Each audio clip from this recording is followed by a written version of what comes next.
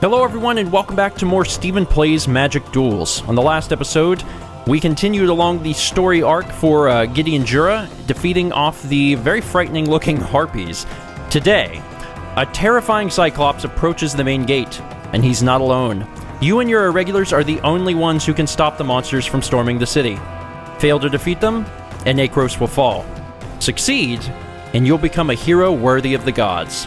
We're going to complete this today for 40 coins! Let's give it a shot. Look at that art. Man. I am looking at the undersides of some Cyclops here. It's a little frightening for several reasons. Just a band of misfits outside of the castle, hopefully defeating the Cyclops. Training drones, so we're learning something new. Enchantments are powerful cards that stay on the battlefield after you cast them. They have a wide range of effects. Some boost your creatures, while others make things more difficult for your opponent. Like most spells, you cast enchantment spells during your main phase. In this skill quest, use the enchantment in your hand to win the game this turn. Enchantments are fun.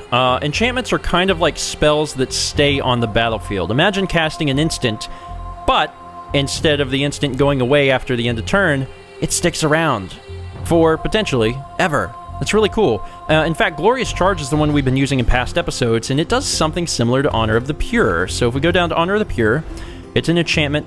White creatures you control get +1/+1. Fantastic. So what we can do is we can just cast this card. It resolves. Then we move into the attack phase. Now, one thing to keep in mind is that unlike instants, enchantments must be cast during the main phase. So, you may recall in past episodes, I've waited until the attack step to actually cast some of my instant spells. You can't do that with Honor of the Pure. It's an enchantment. They gotta be cast during main. That's why I cast it during main before moving on to the attack step. Now, all of my guys are pumped up. 3-3, 3-3, 3-3, which means I'm going to completely wreck these elves, and I'm going to have one spare guy left to take out the drone. Confirm attack. He'll declare blockers and block 3 of them, but he's only got 3 guys, which means that one of them is going straight to... Oh, he double blocked. Interesting. I didn't expect him to do that. I don't know if you guys saw that or not. Did he double block? I thought he double blocked. Yeah, he did. He chose to double block this guy so he could kill off the Glory Seeker. It doesn't matter. He's going to lose anyway, but still. Enchantments are powerful because their effects last as long as they're on the battlefield. Woot! Another training drone mission? You can tell because the little sci-fi-esque grid doesn't change. Auras are a special type of enchantment. Most attach to a single creature and affect only that creature. The enchant ability will tell you what that aura attaches to. You can target any creature with most auras. Read each one to see how it affects the enchanted creature. If it has a negative effect, you can choose to attach it to one of your opponent's creatures. If the enchanted creature leaves the battlefield, the aura is put into your graveyard. So they're teaching us about all the enchantments, at least all of them that they deem important. So yeah, like they explained, enchantments go onto the battlefield, but auras attach to specific things. Most of the time, creatures. To complete this skill quest, find a way to win this turn. You'll need to use both positive and negative auras to get the job done. So our negative aura is Pacifism, which is a classic and very fun. The enchanted creature won't be able to attack or block, which is awesome, so we can put that on an enemy. And Armored Ascension, which is scary. Very scary. Enchanted creature gets +1/+1 for each planes you control and has flying. Which means that when you attach this to a creature, it will suddenly get +6/+6 and flying, which is bizarre. That's nuts. So obviously, we want to attach Armored Ascension to the guy who needs... It's like, he's our only creature, right? So he's going to become a 7/7 flyer. That Eager Cadet is going to be flying with the angels, which is fantastic. Now, flying creatures can only be blocked by other flying creatures. there's only one other flying creature. So it seems pretty obvious who needs to be pacified. Now, we're still during main, so we can take our time and do these in any order we want. So we'll cast Armored Ascension first. So let's cast it on our cadet. So now he's a 7/7 flyer. Next, we'll cast Pacifism onto this flying chimera. Now it can't block. It still exists, still on the battlefield, but it can't attack or block. Now we'll choose this as the attacker and swing. It can't block with the flyer, and the other guys are on the ground. So it's going to do 7 damage to that training drone. Well done. One popular strategy is to use auras to make a massive threat to dominate the battlefield. Excellent. It looks like we're not leaving the training drone background. Some cards put +1/+1 counters on creatures. A +1/+1 counter increases the creature's power and toughness by 1. These counters stay on the creature as long as the creature is on the battlefield. If the creature leaves the battlefield, the counters disappear. Very cool. In this skill quest, your opponent is about to create a massive army and obliterate you. Win this turn before that happens. Is that Scoop Mob? Oh, Scoop Mob. This is an insect. At the beginning of your upkeep, if you control 5 or more lands, put 4 +1/+1 counters on Scoop Mob. He's a little cutie, but he is a jerk. So basically, when you go to start your turn, if you got 5 or more lands, all of your 1/1s, or at least if you have multiple Scoop Mobs, which you probably do, they are no longer 1/1s, they are 5/5s, which is frightening. So we need to win this turn, or we're going to be in trouble. So let's take a look at what we have. We're in main phase, so we can play a Plains card. I don't know if we need to, but I guess we can. Sure. We have Supply Line Cranes, which is a 2/4 flyer. When it enters the battlefield, put a +1/+1 counter on target creature. So we have to decide exactly how we're going to do this. So we've got a 2/2, another 2/2, and Supply Line Cranes. And we're supposed to win this turn? Really? Oh, he's all tapped out. Oh, okay. Sorry, I missed that part for some reason. He's tapped out. The Scoop Mobs can't block. So basically, that's all this is saying. So we're going to launch this guy.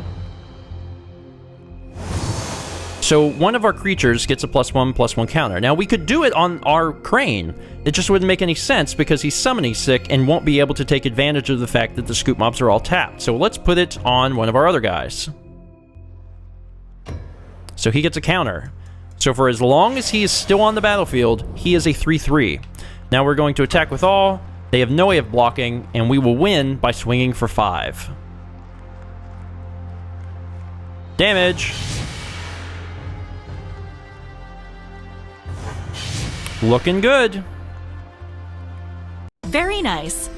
Some decks are based on casting a creature and piling on +1/+1 counters until it's an unstoppable force. Try it sometime. Which is a wonderful strategy until someone doomblades you and you feel really crummy. Now it's time for the real thing. It's going to be difficult. We had 3 training drone missions before this, so this is serious, you guys. This is really starting to pile on. So let's start with Plains. We've got an Elite Vanguard, Traveling Philosopher, Great Heart, and Glorious Charge. This is the obvious and only card that we can play. Let's get that out there so we can get our Summoning Sickness over and done with.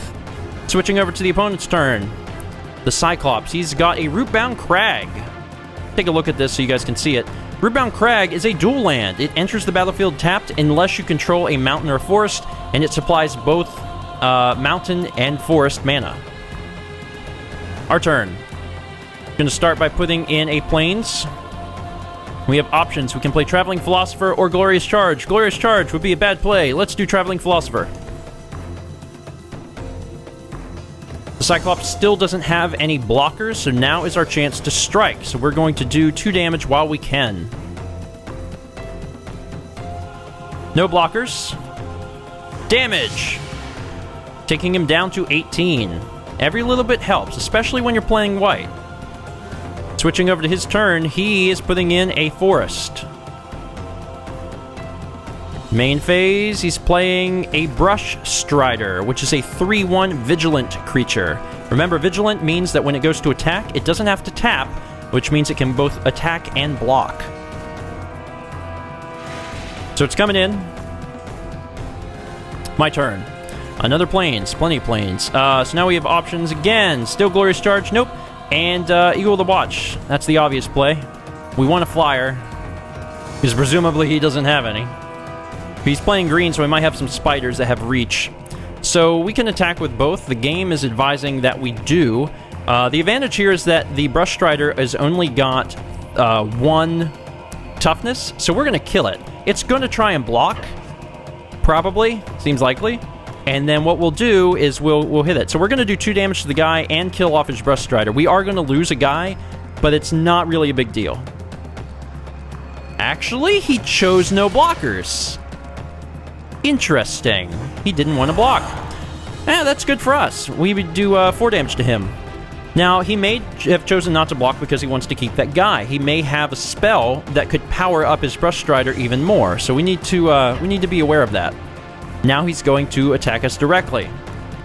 So it's up to us. If we want to block with our bird, we can. The advantage is that we would kill his Brush Strider. The problem is we would lose our bird. In my opinion, I think I'm going to skip blocking. Having a flyer is a huge advantage, so I'm just going to let that 3 damage come on through. Now the scary part is when you let damage come through and you officially say, I am not blocking. You can't change your mind. You can't say, oh wait, oh no, I'm going to put a guy here. So he could have pumped up his guy in some way. And he's playing up a creature, Bloodrock Cyclops, 3/3, who has to attack if he can, which means he doesn't get to choose whether he attacks or not. If it's capable of attacking, it must attack. Our turn. Alright, Honor of the Pure is here, and I am happy about that. So let's go ahead and look at what our options here. Glorious Charge, still a little early in my opinion. Honor of the Pure, white creatures you control get +1/+1. And the Great Heart. So let's take a look at what some of the possibilities are for attacks. If we put Honor of the Pure in now, all of our guys are powered up. And that's great. That is really helpful. But if we do that and then put the Great Heart in, that means that next turn the Great Heart's not going to be able to attack because it's going to be summoning sick. We put the Great Heart in now, next turn it'll be able to attack, and we can put in Honor of the Pure. Sounds like a pretty good setup to me. I think that's what I'm going for. The only way it would be a problem is if we felt in danger of losing this match, and we're not going to lose this match this turn. And we still have a flyer. So I'm going to go for the Great Heart this turn. It really wants me to play Glorious Charge, and I'm trying to figure out why. I would rather have more guys and do Glorious Charge in addition to Honor of the Pure and have +2/+2. Let's think about this and see why it's trying to get me to use Glorious Charge. So I'll have a 3/1, a 3/3, and a 3/2. I'm still going to lose... In theory, I'm still going to lose both of my guys on the ground that way. I don't... No, I'm playing the Great Heart. Screw you, game. I'll do my own thing. Once again, very possible I can make some misplays here, and feel free to call me out on them. So I've made my decision. My attack is pretty clear. I want to attack with my flyer, and that will be it. He can't block my flyer, so he's going to take 2 more damage, bringing him down to 12.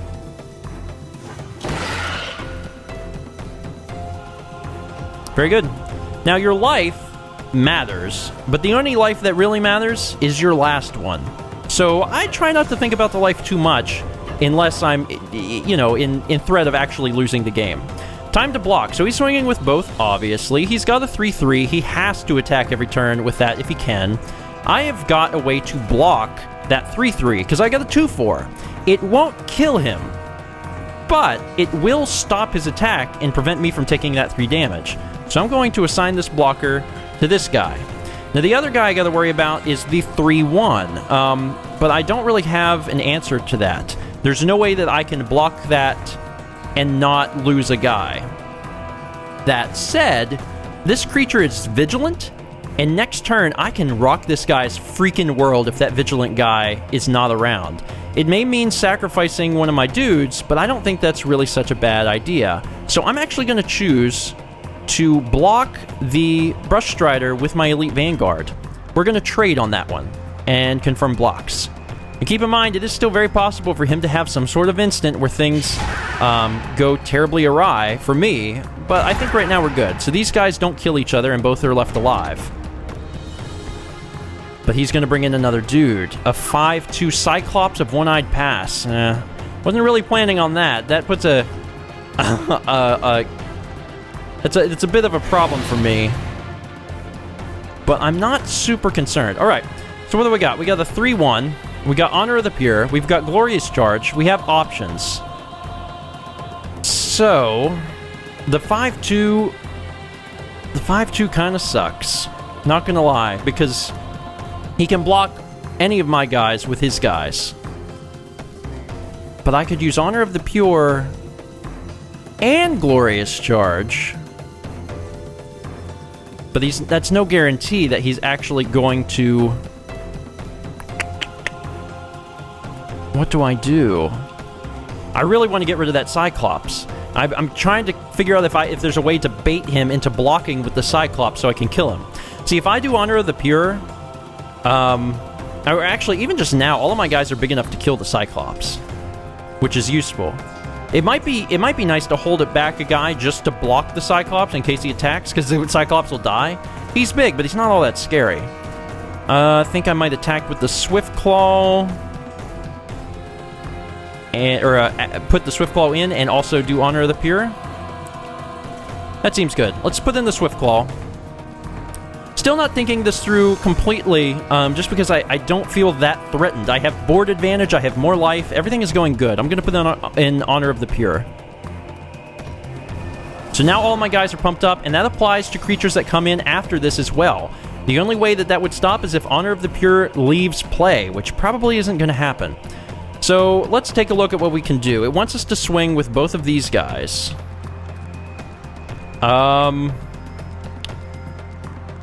Well, if I keep a blocker back, I can take out that 5-2. Of course, if the 5-2 blocks any of my guys, he's going to be screwed. So, okay, I definitely want to attack with my flyer, because they can't even get that one. I can attack with my 3-3. I can attack with my 3-5. He's definitely going to block the 3-5, because he wants that thing to die. I think I'm just going to block with my flyer. And as time goes on and the match gets longer, things could get a little more difficult for me, and that's something I got to keep in mind. Because I'm out of creatures, I'm out of mana. I have no idea what's going to happen from this point forward. It's just going to be top-decking stuff. So I need to make sure I do this right. Swinging with everything, not the best idea. Gonna block 2, take 3. I think I'll just confirm the attack. I've got Glorious Charge in my hand. I don't know if I have multiple Honor of the Pures in the deck, but that would be sweet too. I'm gonna take him down to 9. So the game is telling me to play one way, and I'm saying, we'll see what happens. He enters attack phase, decides to swing with 3 because he has to. He has no choice there. What's great is that I can just block him with this guy, and he will lose it. Because now I'm powered up enough to kill him. I think I made the right decision. Damage is done. I kill his guy. He does not kill mine. Main phase, is he going to play a card?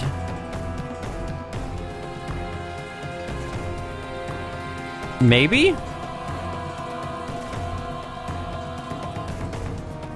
Is he still he was still deciding. Rampant Growth. This is a very good one.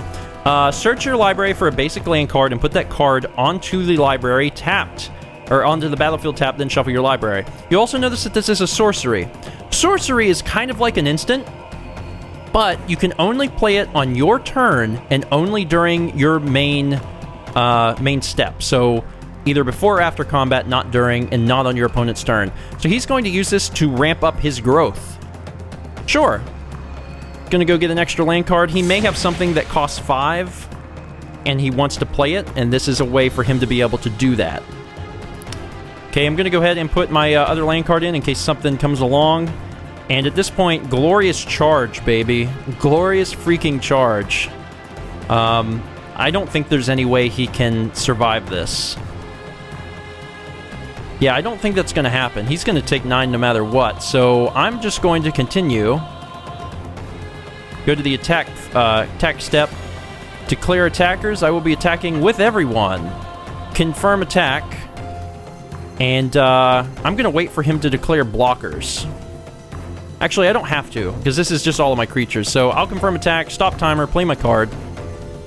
But if I wanted to, if I had a card that was specific to, like, one creature, I could actually wait till he declared his blockers and then do it. So, like, if I knew he was going to block a guy, I could power up a different one, which is pretty sweet. Yeah, he's taking massive damage here. Not doing so good, Cyclops, buddy.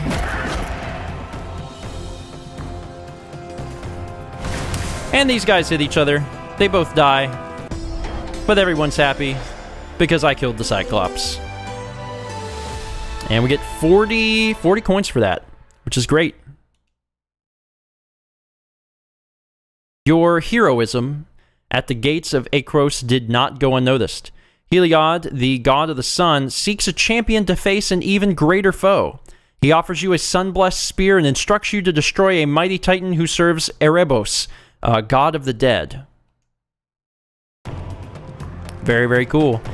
So far, we've learned a lot. We've learned about the basics of magic. We've learned about double blocking and trample, enchantments, instants. There's still quite a few things left to learn, but I'm sure that they will come along very, very soon. That's it for today. Thank you guys so much for watching. Next episode, the thrilling conclusion to Gideon Jora's story arc. The ground shudders and the putrid smell of rot fills your nostrils. Oh, this is going to be good, because we have to fight a titan. But we're going to earn 50 coins for it, so that should be fun. See you guys next time for more StephenPlays Magic Duels.